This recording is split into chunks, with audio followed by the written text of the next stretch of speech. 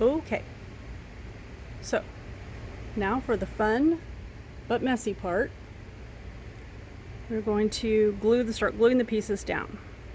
I've already started gluing a little bit and realized that my video was not horizontal, it was up and down, so I'm re-recording. And for this I like to use Elmer's Clear School Glue. I put it in a little condiment cup so you can cover it up when you're not using the glue, and it stays usable, doesn't dry out. And I use a Q-tip to put the glue onto the glass. So what you're going to do is you're going to take up a little bit of glue and pick up a piece of glass, and you're going to cover the whole back side of the piece of glass. And the reason you want to cover the whole back side is because when we're done, we're going to go back and we're going to put grout on this piece, and that's what actually holds all the pieces in place and makes the mosaic look. And we don't want any of that grout to seep underneath of our very transparent pieces of glass. So to keep it from seeping underneath, want to make sure you've got the whole bottom side of your glass covered with glue, and just work your way around the pony, doing each piece individually. Pick it up, cover the back, put it back down.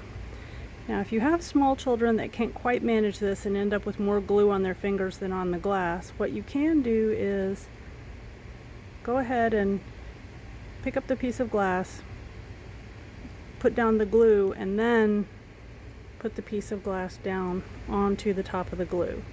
This works just as well. It's a little bit easier for kids that don't have the manual dexterity, but both ways work. And whichever way works out to be better for you and your kid, or you while you're working on it, doesn't matter. Either way, the whole idea is just to get glue all the way underneath each one of the pieces of glass and then set it back down in place.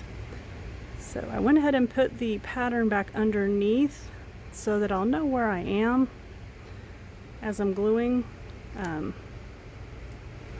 The pieces have a tendency to swim around a little bit as you're gluing them on, so having the pattern on there kind of helps you make sure that your pieces stay where they're supposed to be, and that your final picture actually ends up what you're shooting for, what you're trying to make, instead of some elongated monstrosity. So that is gluing the pieces down.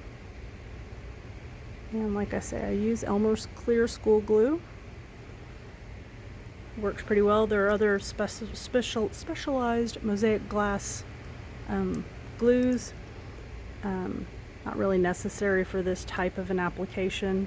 We're just making something pretty to hang in the window. It's not like it has to withstand the test of time and, the elements.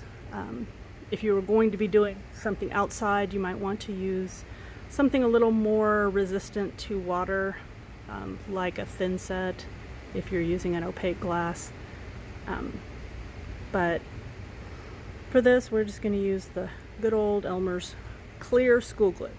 Alright, so after you've glued several pieces down, you want to go back and make sure that there's just about a toothpick or a X-Acto blades width between the pieces, because like I said, when we're going to go back, we're going to put grout on this piece, and the grout has to be able to get in between the pieces,